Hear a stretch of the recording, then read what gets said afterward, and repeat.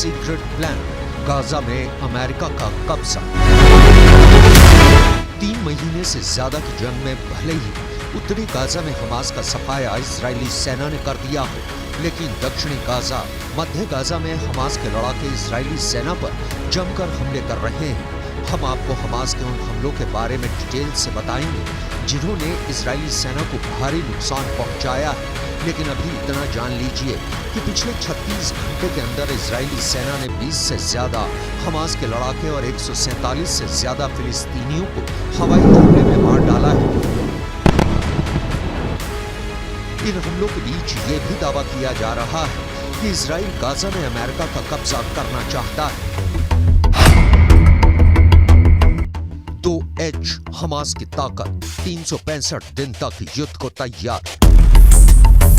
Hamas किस दम पर दावा कर रहा है कि वो इजरायली सेना से अगले 1 साल तक जंग के लिए तैयार है। इसको लेकर वॉर एक्सपर्ट्स का साफ कहना है कि हमास को हूथी, हिजबुल्लाह और ईरान ने जबरदस्त सैन्य ताकत और राजनीतिक सहयोग दे रखा है। यहाँ तक कि मुस्लिम मुल्कों पर यह दबाव डाला जा रहा है कि इजराइल के क्रूर हमलों के खिलाफ सभी इस्लामिक मुल्क हमास का साथ दें।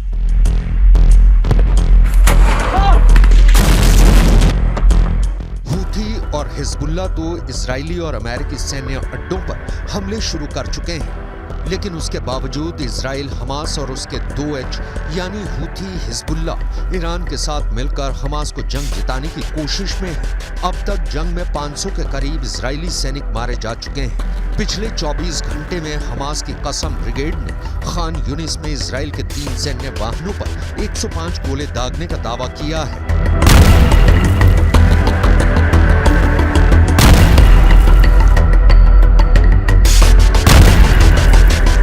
הגדלנו את כמות הלוחמים הנלחמים במזרח ח'אן יונס, ואנחנו פועלים שם בנחישות עם 5 חטיבות חי"ר וכוחות הנדסה רחבים, בדגש ללחימה התת-קרקעית.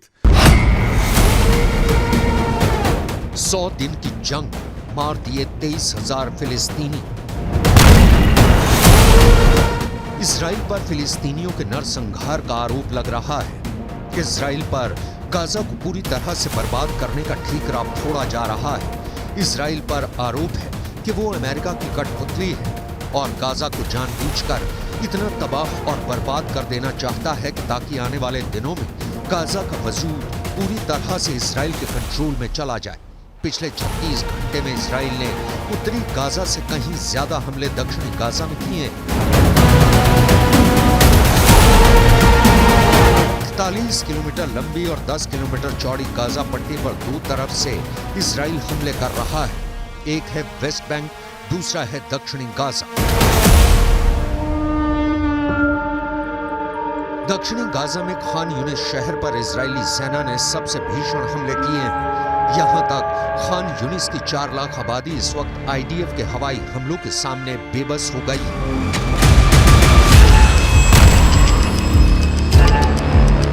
इजराइल का आरोप है कि उत्तरी गाजा से बहुत से हमास लड़ाके खान यूनिस में छिप गए हैं और हमास के लड़ाके इस वक्त फिलिस्तीनियों को मानव ढाल के रूप में इस्तेमाल कर रहे हैं। अब सवाल उठता है कि क्या कुछ हजार हमास के लड़ाकों को मारने के लिए इजराइल खान यूनिस की 4 लाख आबादी पर इसी तरह से भयानक हमले करते रहेगा? क्या खान यूनिस में इसी तरह से तबाही और बर्बादी की खबरें हर दिन आती रहेंगी? जहां देखिए फिलिस्तीनी प्रशासन और UN ने जो आंकड़े जारी किए हैं वो तबाह गाजा की हकीकत बयां करने के लिए काफी है।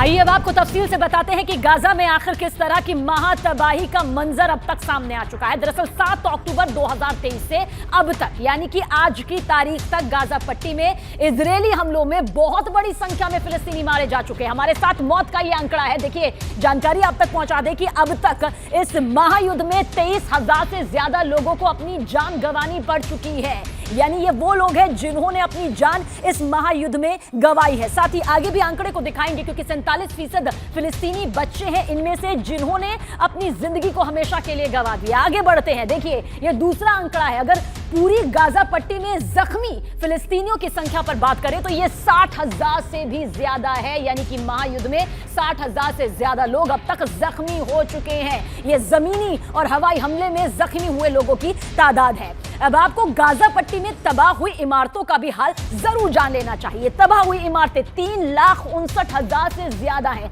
ये वो ऊंची ऊंची मजबूत नींव थी जो पूरी तरह से ध्वस्त हो चुकी हैं इस महायुद्ध में। ये आंकड़े सामने आए हैं कि कुल इमारतों में गाजा में तबाह हुए घरों का प्रतिशत 56% तक है, यानी वो घर है जो तबाह हो चुके हैं, जबकि उत्तरी गाजा में 82% तक तबाह और बर्बादी का ये पूरा मंजर अब तक इन इमारतों के जरिए, घरों के जरिए सामने आ चुका है। आगे बढ़ते हैं, यहां तक कि इजरायली सेना ने गाजा में मौजूद पूजा स्थल यानी जो मस्जिद हैं उन पर भी जमकर हवाई और जमीनी हमले यहां पर किए हैं। यह इजरायली सेना का दावा है कि ज्यादातर मस्जिदों में हमास ने अपने अड्डे बना रखे थे और अब तक गाजा में 221 मस्जिदें इजरायली हमले में पूरी तरह से तबाह हो चुकी है। यह मस्जिद की यहां पर तादाद है। अगर पूरी गाजा पट्टी का एक बार फिर से जिक्र करते हैं तो तबाह अस्पतालों का भी जिक्र करना बेहद जरूरी हो जाता है, यानी कि 35 से लेकर 30 ये जो है तादाद यहां पर सामने आती है जहां पर ये पूरी तरह से तबाह हो चुके हैं। जो अस्पताल जिंदगी देते थे वो बर्बादी के आलम में आ चुके हैं। गाजा के ये अस्पताल अब जख्मी फिलिस्तीनियों का इलाज करने के लायक तक नहीं बचे हैं। गाजा में मौत के आंकड़े तेजी से इसलिए भी बढ़ रहे हैं क्योंकि घायल फिलिस्तीनियों को इलाज ही नहीं मिल पा रहा। आगे बढ़ते हैं, लगभग गाजा महायुद्ध को 100 दिन यहां पर होने जा रहे हैं। ये कम नहीं होते, 100 दिन, यानी कि भारी तबाही, जिसमें से इतने वक्त में गाजा में फिलिस्तीनियों पर आफत का ये जो आंकड़ा है वो टूट चुका है। और इजराइल और हमास के इस महायुद्ध के चक्कर में गाजा में मौजूद 25% जो जनसंख्या है वो भुखमरी का शिकार होने लग चुकी है। दाने दाने के लिए मोहताज और लगभग 17 लाख से ज्यादा फिलिस्तीनी शरणार्थी बन चुके हैं। 25% लोगों को एक वक्त का खाना भी नसीब नहीं हो पा रहा। I want to make a few points absolutely clear. Israel has no intention of permanently occupying Gaza or displacing its civilian population. Israel is fighting Hamas terrorists, not the Palestinian population. फिलिस्तीनी अफसरों के मुताबिक Israel ने Gaza पट्टी के दीर अल बलाह और खान यूनिस के मध्य और दक्षिणी गवर्नेट को निशाना बनाते हुए अपनी बमबारी तेज कर दी है।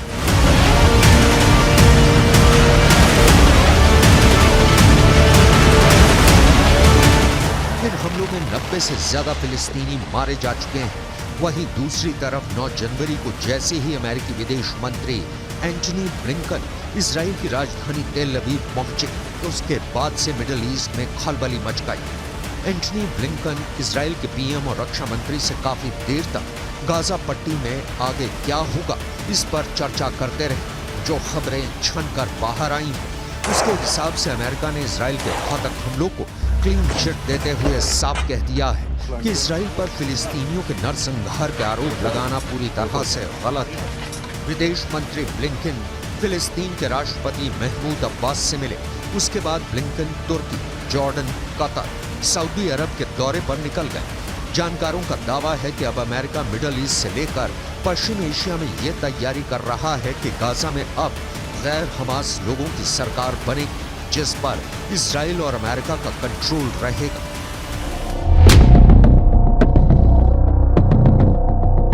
इधर कुछ सैटेलाइट तस्वीरों से यह भी पता चला है कि दक्षिणी गाजा के खान यूनिस शहर के केंद्र से 6 किलोमीटर उत्तर में लगभग 150 इजरायली टैंक, बख्तरबंद सैनिक और लड़ाकू वाहन पहुंच चुके हैं। यहां पर जबरदस्त बमबारी इजरायली सेना कर रही है। दक्षिण गाजा के जबालिया, पूर्व शुजैया और खान यूनिस पर जमीनी और आकाश दोनों तरफ से भीषण हमले हो रहे हैं। इजराइल ने 90 दिन से ज्यादा की जंग में हमास के टॉप कमांडर्स को चुन कर मारा है। अब तक 100 के करीब हमास के कमांडर मारे जा चुके हैं।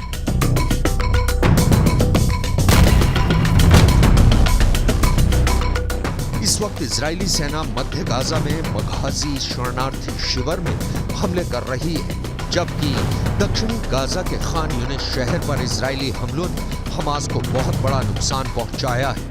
हालांकि हमास के नंबर 2 कमांडर याहिया सिनवार दावा कर रहे हैं कि 80 दिन की जंग के दौरान हमास ने 5000 से ज्यादा इजरायली सैनिकों पर सीधा हमला किया, जिसकी वजह से इजराइल के 1500 से ज्यादा सैनिक मारे गए थे। हालांकि हमास के दावों में दम कम और प्रोपेगेंडा ज्यादा निकला। कुल मिलाकर अब गाजा का वजूद अंधकार में है। अब देखना होगा हमास और कितने दिन तक इजरायली सेना का मुकाबला कर पाता है।